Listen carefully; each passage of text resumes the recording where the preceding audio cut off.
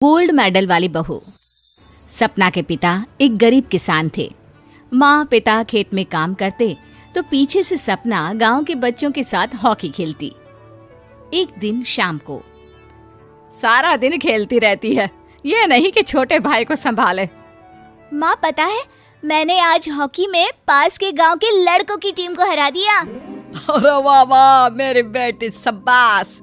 ये ले कर रुपया, जा जाकर टॉफी खा ले। सपना खुशी से पिता के गले लग जाती है और बाहर चली जाती है। अरे तुम इसको बिगाड़ रहे हो, मैं ना इसकी शादी ही करा दूंगी।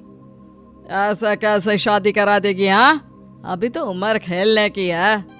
माँ बड़बड़ करती वहां से निकल जाती है। लेकिन शाम को उन लोगों के घर कुछ लोग आते हैं।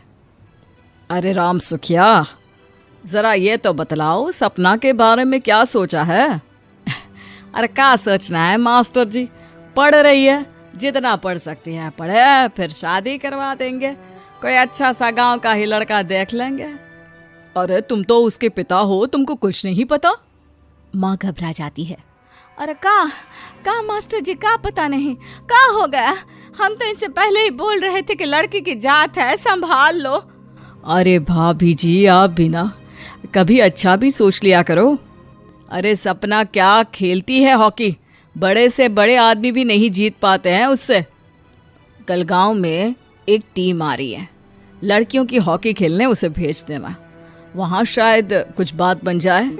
अरे ना मास्टर जी, कोई खेल वेल नहीं करवाना है हम लोगों को, वो भी शहर के लोगों के साथ तो बिल्कुल भी ना।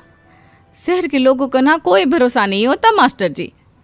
अरे कैसी बात कर रही हो सपना की माँ, बुरा आदमी तो हर जगह मिल जाएगा, उसके लिए शहर का और गांव का। हाँ मास्टर जी, हम लोग तैयार हैं, कल आ जाएगी सपना वक्त से। माँ के लाख मना करने पर भी पिता सपना को हॉकी टीम के लिए भेज देते हैं। शाम को सपना वापस आती है, लेकिन लटके मुंह से। और क्या हो गया, मार खाई हो का? कौन मारेगा हमें? कोई मार वार खाकर नहीं आए। अरे फिर शकल पर 12 क्यों बजे है, बताओगी? देखो माँ, आप समझोगी नहीं, बताकर फायदा क्या है? अरे बिटिया रानी, हम तो समझेंगे ना, हमें ही बता दे। सपना पापा के गले लग जाती है। पापा, मैं ना सिलेक्ट हो गई हूँ भारत की हॉकी टीम में खेलने के लिए। अरे वाह, ये तो बहुत ही खुशी की बात है मेरे बच्चे। फिर मेरी गुड़िया काहे परेशान है? पापा, मुझे दिल्ली जाना पड़ेगा आगे की प्रैक्टिस के लिए। माँ जो सारी बात सुन रही होती है, जोर से चिल्लाती है। एक पैसा नहीं है मेरे पास, समझे? कुछ नहीं दूंगी।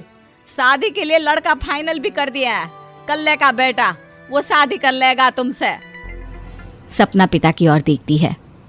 अरे देख सपना, खेलने दिल्ली जाना है तो सिर्फ इसी शर्त पे कि आकर कल्ले से बेटे से चुपचाप शादी कर लेगी, बोल। अरे ठीक है ना, कल्ले का बेटा तो बहुत ही समझदार है, सरकारी नौकरी है उसकी, मान गया वो तो सपना शादी कर लेगी। सपना भी धीरू, जो कि कल्ले का बेटा था, उसे जानती थी।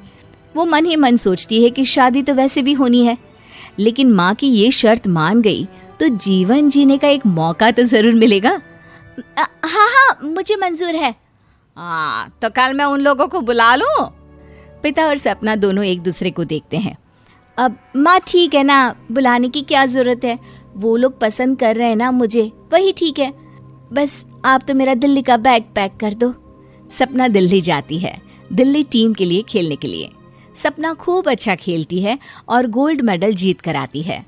जब वो गांव आती है तो उसका जोरदार स्वागत होता है। हर कोई सपना सपना चिल्ला रहा होता है। और सपना के पापा, तुम्हारी बेटी ने तो गांव का नाम रोशन कर दिया है। गांव की तरफ से तुम लोगों को गांव में पक्का मकान और सपना को परिषद में पक्की नौकरी देने के लिए हम तैयार हैं। अरे वाह वाह, पक्का मकान, ये तो बहुत अच्छी बात है, लेकिन सपना की नौकरी नहीं चाहिए हमें। हाँ, कैसी बात कर रही हो सपना की माँ? लड़की की नौकरी रहेगी तो अपने पैरों पर खड़ी रहेगी, किसी के आगे झुकने की जरूरत ना पड़ेगी। अरे चुप रहो, हम तो नौकरी ना करते हैं, पर मजाल है कि किसी के आगे झुके हो। ना, हमारी बेटी नौकरी नहीं करेगी। पिता लाख समझाते हैं, लेकिन माँ नहीं मानती। और फिर वो दिन भी आ जाता है जब सपना को अपने कहे अनुसार लड़के से शादी भी करनी पड़ती है। ससुराल में। ए बहू, तू रोज रोज सुबह कहाँ जाती है? घर का सारा काम निपटा कर कहाँ भागती है? माँ का घर तो पास ही है, वहीं निकल जाती है क्या? नहीं माँ जी, मैं हॉकी खेलने जाती हूँ, मुझे खेलना पसंद है। खेलना पसंद है?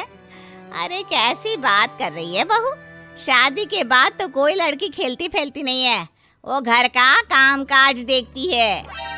सपना कुछ नहीं कहती।